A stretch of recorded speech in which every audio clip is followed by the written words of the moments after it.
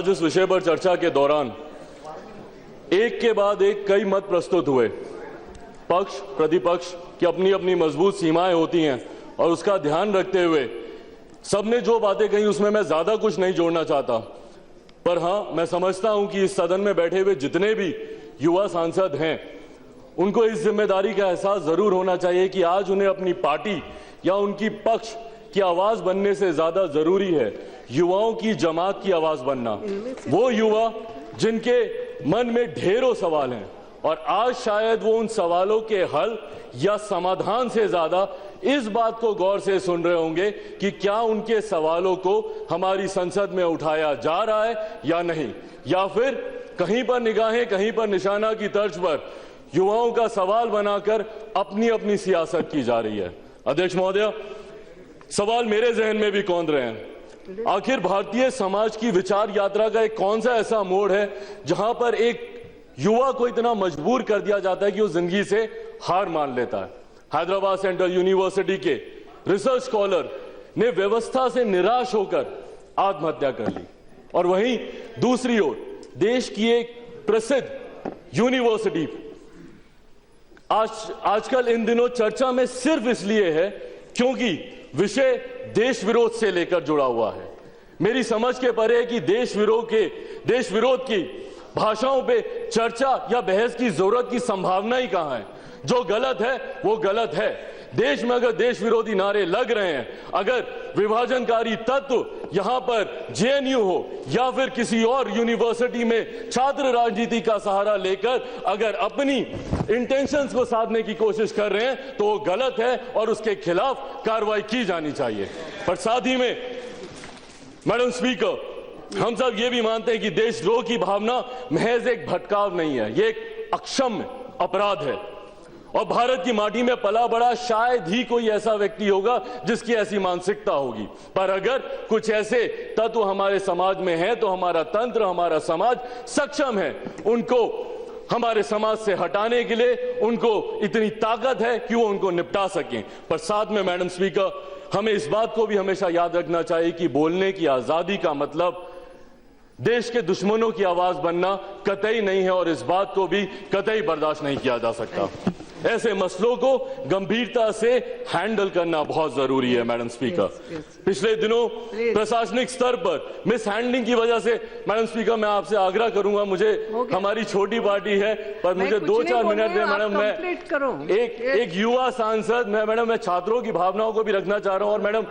मेरी राजनीति बिल्कुल अलग है। मैं जात पात धर्म मजहब की राजनीति में अपने आप को नहीं उलझाना चाहता, बट हाँ, दुख यह होता है कि आज भी ऐसे चीजों का राजनीतिकरण किया जाता है। मैडम, इसलिए मुझे 2 मिनट आप एक्स्ट्रा दे दें, युवा होने के नाते ही दे दें भले।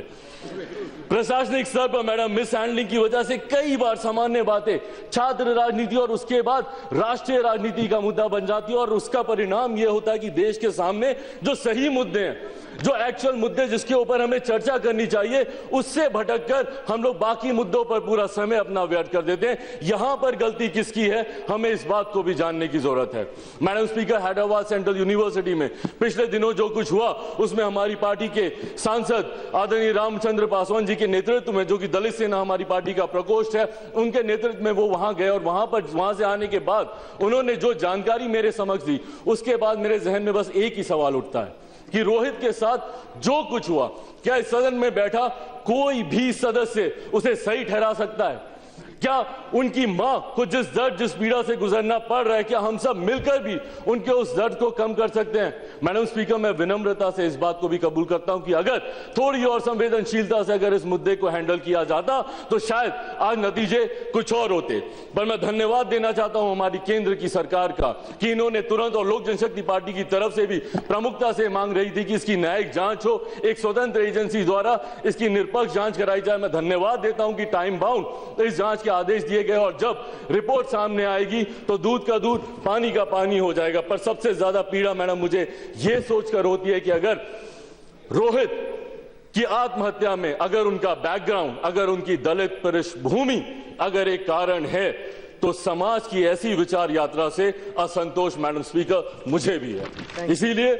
मैडम स्पीकर, छात्र राजनीति किसी भी लोकतंत्र की बुनियादी ताकत होती है। कोर्स की किताबों से मिले ज्ञान के अलावा स्टूडेंट पॉलिटिक्स के जरिए जो राजनीतिक व्यवस्था का व्यवहारिक ज्ञान हमें मिलता है, वो सही मायनों में एक छात्र को पूर्णता देता है। मैडम स्पीकर, छात्रों द्वारा व्यवस्था को चुनौती देना या उसकी ताकत बनना, यह हमेशा की बातें रही हैं, पर हाँ, व्यवस्था की जिम्मेदारी रही है कि वो छात्रों को देश निर्माण के कार्यों में जोड़े। मैडम स्पीकर, 1 मिनट और दे दीजिए घड़ी देखकर।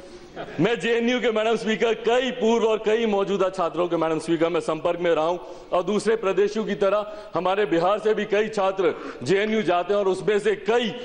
शोध के कार्यों में लीन हुए, कई सिविल सेवा में गए, कई शिक्षक बने, अध्यापक बने, यहाँ पे कई नेता भी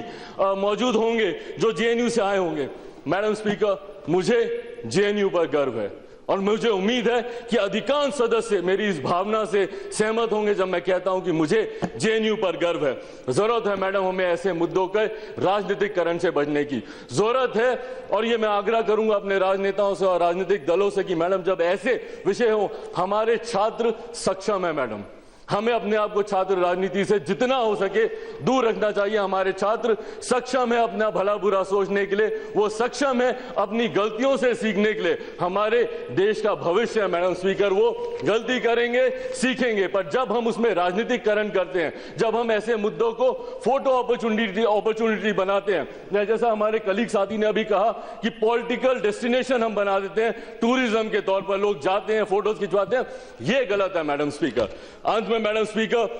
मैं अपनी पार्टी की तरफ से और एक युवा सांसद होने के नाते अपनी जिम्मेदारी को बखूबी समझते हुए मैं सदन से आश्वासन चाहता हूं कि देश में जो लोग घुन लगाने की कोशिश कर रहे हैं उनको तो समाप्त करना ही चाहिए, बट साथ में घुन के साथ गेहूं ना पिसे, इस बात को भी हमें सुनिश्चित करना चाहिए। Thank you madam speaker.